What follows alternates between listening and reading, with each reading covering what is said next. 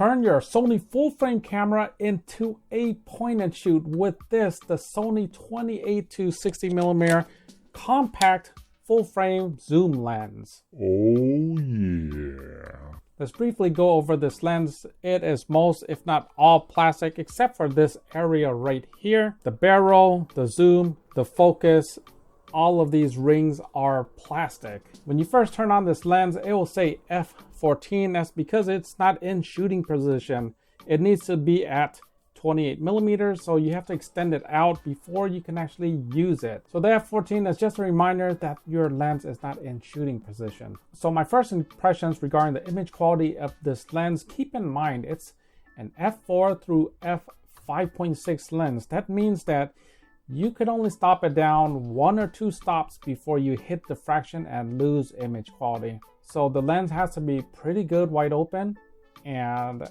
pretty good stop down, right? So I can say that there's a little bit of vignetting wide open, and it goes away when you stop down to f8. Not all lenses this size perform like that. When it comes to flaring, this lens is highly resistant, and it needs to be that way because if you take a look at the lens, the front filter thread, which is 40.5mm, kind of odd, it does not have anywhere to mount a hood. You can't mount a hood unless you use one of those screw-on filter type of hoods. So this lens does not include a hood, but on the bright side, it is very flare resistant. When it comes to bokeh, the quality seems average. However, because it does not blur a whole lot, you're not going to have large bokeh balls. You might not notice the outlining in the bokeh. Being an f4 through f5.6, it doesn't have a lot of blurring abilities, but being a full frame lens, it still does have some blurring abilities. You'll have some blur at closer distances, but don't expect cool f2.8 zoom type of blur. So the focal range is a bit strange, 28-60mm. 28mm is not that wide, and here it is compared to a 24mm, which I'm filming on right there is 24mm, and here is 28mm. What do you think? This is just hand holding it. If you need a little bit more reach, you can always add a small tripod. And what do you think now? This is a lot more reach right here. 24mm, 28mm. Is that usable? I think it is, and that's just my opinion. So the 28mm is a little bit controversial.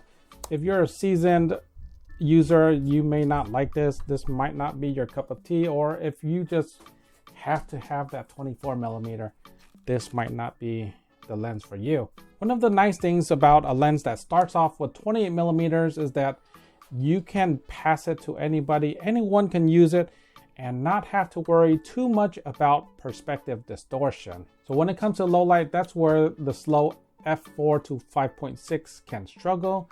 And how does it compare to like the latest and greatest smartphones? Well, I would say it is still better. Keep in mind you're at f16,000 and above.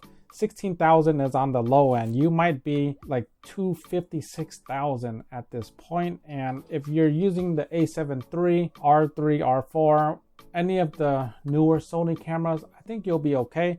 You'll still get better quality than your smartphones. In a pinch, this will perform better than a cell phone in low light. And when it comes to video footage, it's not just better, it's a lot better in any type of light.